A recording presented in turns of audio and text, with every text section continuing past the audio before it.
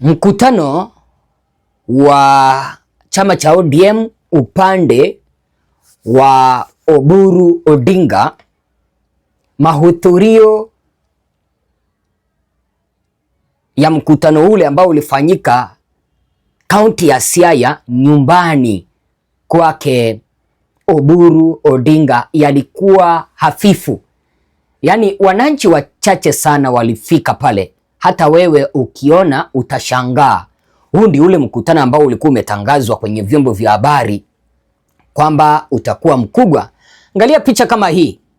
Hii picha hiyo inaitwa aerial photo, aerial shoot. Ile picha ya kutoka juu ambayo inapigwa na drone. Walisahau wakapandisha drone juu. Kitambo walikuja kugundua, ama kipindi ambapo walikuja kugundua kwamba wamekwisha onyesha Kenya mzima kwamba mahudhurio yalikuwa hafifu, waliondoa haraka sana. Na unaelewa siasa ni perception. Walifikiri kwamba wananchi ni wengi, wakainua drone kuweza kuwaonyesha wananchi, mnaona jinsi ambavyo umati umefika kumsikiliza Oburu. Kumbe mahudhurio yalikuwa hafifu. I want you to compare na mkutano ambao Edwin Sifuna, Babu Owino, James Orengo, Anthony Kibagendi waliweza kuandaa upande wa Kakamega na Vihiga. Utashangaa umati ulikuwa mwingi wa kumsikiliza Edwin Sifuna na kikosi chake. Unajua wananchi wako na sababu ya kutofika kwenye mkutano wa Oburu Odinga, na sababu ya kwanza ndio hii. Kama wewe ni mgeni, piga subscription, like video, bonyeza kengele, alafu sambaza. Tafadhali subscribe, turn on the notification bell. Alafu kama kuna mapenzi ambayo unaweza ukanifanyia mimi ni kunisapoti kwa kulike video, ili video hii isonge kuelekea kwa wananchi wengi. Mahudhurio yalikuwa hafifu. Kwa nini? Hakuna agenda ambayo Oburu ako nayo. Agenda ya kwanza, anawaambia wananchi kwamba wanataka kuunite ili wa negotiate. Hiyo ni share. Hiyo ni share. Zile shares ambazo waliweza kusema kwamba Gachagua alikuwa mkabila na alikuwa anasema mashare. Kipindi ambapo Oburu Odinga anasema kwamba our aim ni kuunite, tuingie kwa tepo, tuende kunegotiate, tupate our rightful share. Na Gachagua alipokuwa anazungumza mambo ya share, walisema yeye ni mkabila, aondolewe madarakani. Je, haya si yale mambo ya ukabila ambayo waliweza kusema kwamba Gachagua alikuwa ni mkabila? Tusemezani ukweli. Let us call a spade a spade.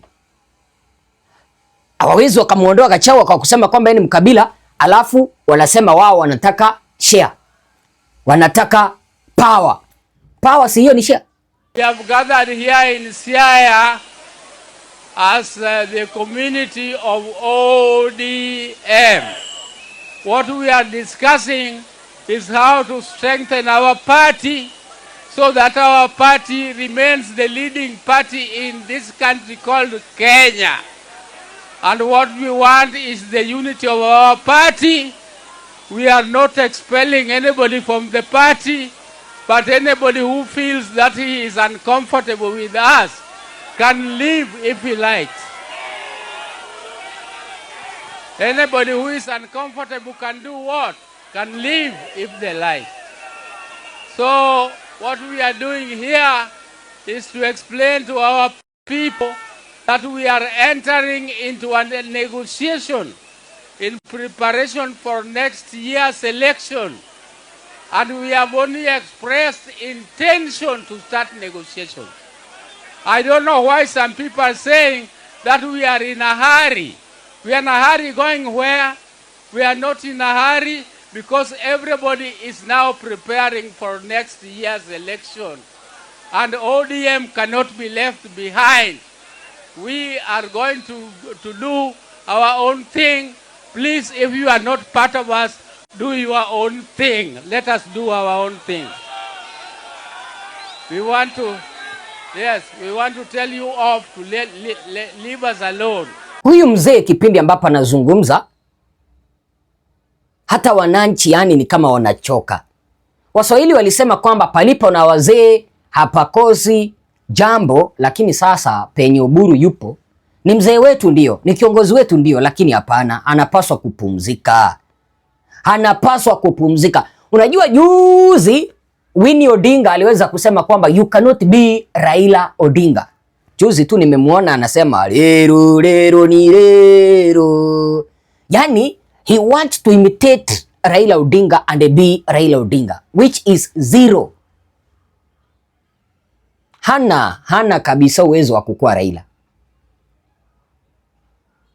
Hichi kitu cha kusema kwamba we want to unite, then we get our rightful share. We want power. Hayo mambo ndio yanakasirisha wananchi, hata kufika kwenye mkutano ule wanakataa. Kwa nini? Mnasema Gachagua ni mkabila, nyinyi mnazungumza mambo ya kabila. And in fact, niliona mpaka waziri mwenye alichangia Gachagua aondolewe madarakani anasema kwamba let us Luos unite. Kipindi ambapo Gachagua alikuwa anasema let us Mount Kenya unite or Kikuyus unite, mkamuita mkabila. Au kipindi Gachagua alikuwa anasema kwamba Wakikuyu wakuje pamoja, huo ulikuwa ni ukabila. Lakini kipindi ambapo CS Mbadi, John Mbadi anasema kwamba Wajaluo tukuje pamoja, huo si ukabila. Haya ndio mambo ambayo yanafanya mpaka ODM inagawanyika. Wao wanajiona they are so special. Hawa viongozi, sio ndugu zangu Wajaluo, hawa viongozi wao wanajiona kwamba they are so special than others. Of the Luo community and the unity of our party ODM. If there is anyone out there who thinks that the party will be split, that the party will be divided, you are dreaming. We are one people. Just check around the other team and this team. Tell me any leader of substance from ODM coming from Coast who is with them. Tell me any leader of substance coming from Northeastern of ODM who is with them. Tell me any leader of substance from Masai, Turkana who is with them. Hizi ndizo sababu ambazo zinafanya mpaka wananchi hawataki kusikia mkutano wa Oburu Odinga. Unajua ingekuwa ni Raila Odinga na haandae mkutano upande wa Siaya, pale ni nyumbani. Kwanza Raila Odinga angeandaa mkutano upande wa Siaya, angeandaa mkutano upande wa Mamboleo Stadium Kisumu, kwa sababu ule ndio uwanja ambao ungebeba watu wengi. Sio Siaya, pale alienda kufanya tu mkutano ya watu wachache. Alikuwa amesema kwamba ni homecoming baada ya kupewa kiti cha party leader. Lakini ukisikia mambo ambayo Oburu anayazungumza, hawana mwelekeo ule upande wake. Mara anasema kwamba hawapo upande wa two term. Mara wao wanasema kwamba hawapo upande wa one term. Lakini tena akizungumza unasikia anasema kwamba we want power. Wanataka cheo cha naibu rais. Wanataka wa unite ndiposa waweze kwenda kunegotiate. Which negotiation are they going to initiate? Kipindi ambapo wanasema kwamba hawapo two term, hawapo one term. Basi kama hawangekuwa upande huo wote, wangemtoa presidential candidate aende kugombea kiti cha urais. Kipindi ambapo unasema kwamba haupo upande wa one term, haupo upande wa two term, hiyo ni kumaanisha unataka ama chama cha ODM kitamtoa presidential candidate aweza kugombea kiti cha urais. Lakini kwa sababu ule upande ujielewi, wanatetea tumbo zao, ndio wao wanasema kwamba hawapo upande wa two term, hawapo upande wa one term, lakini wanataka kiti cha naibu rais. Unashangaa hicho kiti cha naibu rais kitatoka wapi kipindi ambapo amuungi serikali, kipindi ambapo hamtaki upande wa one term. Sasa wananchi hawataki mrengo huu wa Oburu kwa sababu wao wanapigania mamlaka, wanapigania tumbo zao, lakini hawataki kupigania maslahi ya wananchi. Waziri kama Mbadi angekuwa anatetea maslahi ya wananchi, haungempata akiwa anasema eti kwamba let us Luos unite. Angekuwa anasema kwamba let us Kenyans unite, because yeye ni serikali. Kipindi ambapo mtu ni waziri, huyo ni waziri wa serikali, ni waziri wa Kenya, sio waziri wa Luo. Ndio, tusemezane ukweli mpenzi mtazamaji. Mashabiki zangu, tusemezane, ama nimezungumza vibaya? Sio waziri wa Luo Nyanza, sio waziri wa chama cha ODM, ni waziri wa Wakenya. Anapaswa kuambia Wakenya kwamba let us unite, instead of saying that let Luos unite only.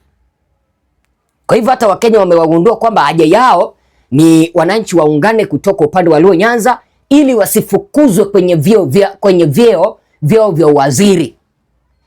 Wanataka wananchi waungane ili wapate bargaining power ya kwenda kusema kwamba sasa tunataka 20 billion, tunataka 100 billion ndiposa tuweze kuwaunga mkono. Let the truth be said. Politics is a game of numbers. Hiyo ndio wanataka waende kunegotiate, wapate rightful share yao ya pesa. Ama mnadhani hao watu wenye wanazunguka hapa wakimbiwa one time ni kura wanatafuta? Wanataka waonekane wako na numbers ndio wapewe pesa. Number 2, wananchi wameona kwamba hawa watu hawapo tayari kuwaundia vijana kazi, kwa sababu wamegundua kwamba hawa wanasiasa wanakuja na 100, wanakuambia Ezra shika, Nyakarita shika, wanaambia Ojwang wewe shika, Omondi shika 100, njoo muimbe 2 term. Wananchi wamewagundua, hata ndio maana hawana haja. Sasa hebu niambie, katika uchumi ambao tuko, what is 1000?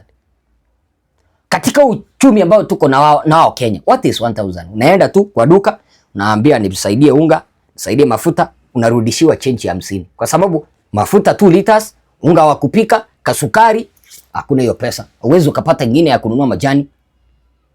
Hiyo ndio sababu ambayo inachochea mpaka wananchi hawataki kusikia mkutano. Hawataki kabisa. Wazo lako ni lipi? Wazo lako ni lipi?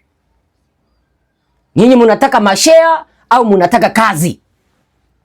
Kama umenitazama mpaka hapa, unataka share au unataka kazi? Tusemezane ukweli.